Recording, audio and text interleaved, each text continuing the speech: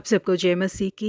इस सुबह के समय हम एक वचन अध्ययन करेंगे जो यशायाह की पुस्तक 62वें अध्याय के 4 वचन से है। तो फिर त्यागी हुई ना कहलाएगी और तेरी भूमि फिर उजड़ी हुई ना कहलाएगी, परंतु तू हेप्सिबा और तेरी भूमि ब्यूला कहलाएगी, क्योंकि यहोवा तुझसे प्रसन्न है और तेरी भूमि सुहागिन होगी। सोवियत रशिया के आखिरी राष्ट्रपति के रूप में रहने वाले मिगाइल गोर्बाचेव ने एक बार ब्रिटेन के प्रधानमंत्री मार्गरेट टाचर से पूछा कि आपके देश की सारी जनता को बिना किसी कमी की बहुतायता से इतना सारा खाना कैसे मिल पाता है, क्योंकि जिस सोवियत रशिया में कम्युनिज्म का शासन चलता है वहां पर काफी लंबे समय से खाने की कमी आ रही थी। इतनी ही ज्यादा कोशिश करने के बावजूद वो इस कमी को पूरा नहीं कर पा रहे थे। एक रोटी को खाने के लिए भी लोगों को बड़ी लंबी कतार में खड़ा होना पड़ रहा था। लेकिन इंग्लैंड के सारे ही स्टोर्स में लोगों की खाने की चीजें बहुत ही भरपूर मात्राओं में मौजूद थी और उनके भंडार घरों में भी उसे बटोर के रखा गया था। यही कारण था कि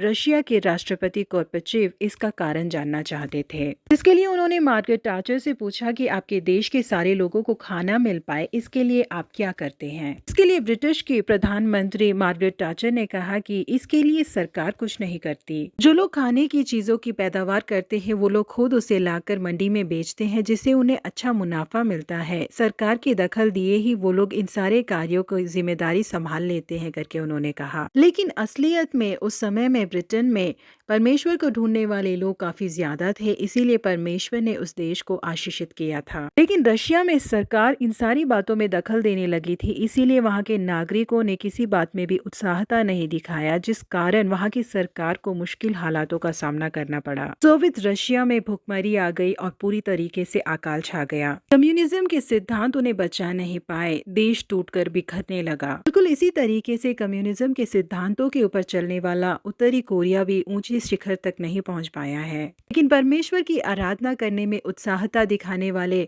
दक्षिणी कोरिया के लोगों को परमेश्वर ने बहुतायता से आशीषित किया है। दक्षिण कोरिया की अर्थव्यवस्था को परमेश्वर ने ऊंचा उठाया है, जिसका कारण है कि वहाँ के लोग परमेश्वर को ढूंढने में और प्रार्थना करने में लौलीन रहते हैं। यही कारण है कि आज दक्षिणी कोरिया बहुत ही आशीषमय देश है। प्रिय परमेश्वर के लोगों, जो देश परमेश्वर को ढूंढते हैं वो स्मृति भरे रहते हैं। जो देश परमेश्वर है ही नहीं मानते हैं उनका सर्वनाश की ओर जाना तय है। बिल्कुल इसी तरह से हमारे व्यक्तिगत जीवन में भी जब हम परमेश्वर को ढूंढते हैं तो हम आशीष में रहते हैं। जो लोग परमेश्वर पे विश्वास नहीं करते वो आशीष प्राप्त नहीं कर सकते। जी हाँ प्रिय परमेश्वर के लोगों, जिन देशों ने परमेश्वर को ढूंढा वो समृद्धि भरे हैं। यदि हम भी परमेश्वर को ढूंढे तो वो हमें आशीषित करेंगे। जो लोग परमेश्वर को नहीं ढूंढते और हम जो परमेश्वर को ढूंढते हैं, हम दोनों में बहुत बड़े फर्क को परमेश्वर हमें दिखाएंगे। इसलिए ताकि हम और हमारा देश आशीषित हो, हम परमेश्वर पे विश्वास करें और उन्हें ढूंढे। प्रभु आप सबों को आशीषित करे। Have a blessed day.